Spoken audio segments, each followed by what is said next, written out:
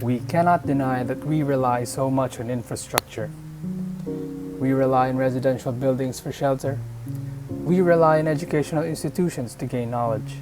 It is the very foundation of any community in order to develop their industries and inspire innovation. This built environment is part of our day-to-day decisions. But what would happen if the built environment that we rely our lives on is inefficient? How much infrastructure and industry do we need to further develop? How do these affect our quality of life? In the Philippines, there are a lot of projects for urban development. The government continuously produces infrastructure projects in the hopes that these will make the lives of many Filipinos easier. It also aims to give those who are unfortunate the basic needs that they have a right to. One of the programs introduced by the government is the Build, Build, Build program. This program was believed to fill in the infrastructure gaps in the country. The CLLEX project, for example, will provide faster transport for palay crops and other agricultural products from Nueva Ecija to Metro Manila. This program also aims to build many railway projects inside and outside NCR, like the Cebu Railway System and Mindanao Railway Project. Unfortunately, a lot of these projects are not feasible due to fiscal constraints. The COVID-19 also added to the challenge. The Build, Build, Build program became very controversial as a few of its projects were beginning to be built. One of the biggest concerns about the program is that it failed to address the struggles of a lot of Filipino commuters. As of right now, we are still facing a transportation crisis. The newly built highways only cater to those who can afford private vehicles.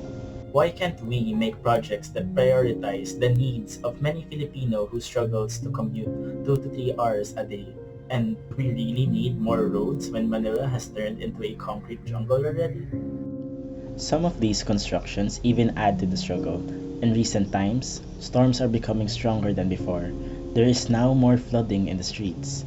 Why can't we prioritize drainage systems too? After all, we already know that every year we'll be facing different typhoons. Shouldn't Build, Build, Build be aimed at the people? Furthermore, in terms of people in the industry, when the pandemic hit, a lot of Filipinos lost their jobs. If we all remember, we also in the news how a lot of jeepney drivers lost their livelihood. Jeepneys are an integral part of the Philippine public transport system. In the hopes of developing the transportation in the country, the modernization of these jeepneys were introduced. To be honest, this was a great initiative. However, it came with a cost that should have never been there in the first place. The modern jeepneys were privatized, and the jeepney drivers cannot afford the new ones. The modernization of jeepneys could definitely help Filipino commuters, but its execution could have been done better by giving the old jeepney drivers that same job and giving them better salary. After all, development must always be inclusive. So as you can see, the Philippines have developed so much in recent years. Many of these developments greatly improved the lives of every Filipino, like the construction of more schools and hospitals. However, many of these developments also led to the struggle of many people, especially those in the lower classes. With that, we can see that not all kinds of development is good. This leads us to ask, what kind of development should we aim for? In 2015, the United Nations set up the Sustainable Development Goals. These are a collection of interconnected global goals that serves as a blueprint for peace and prosperity for the people and the planet. One of the 17 goals focus on industry, infrastructure, and innovation. This is the 9th Sustainable Development Goal, and it aims to build resilient infrastructure, promote inclusive and sustainable industrialization, and foster innovation. To make sure that we'll be able to meet future challenges, we must ensure that everyone has access to good infrastructure, basic public services, and technology. As we move further into the modern era, we must also ensure the sustainability and inclusivity of whatever development we have. With that said, here are the specific targets of the 9th SDG. Number 1, develop sustainable, resilient, and inclusive infrastructures. Number 2, promote inclusive and sustainable industrialization. Number 3, increase access to financial services and markets. Number 4, upgrade all industries and infrastructures for sustainability.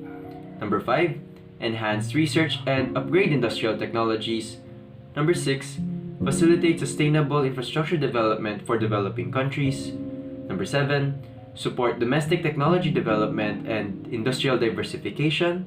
And lastly, number 8, universal access to information and communications technology. Hopefully, we can achieve all these targets by 2030.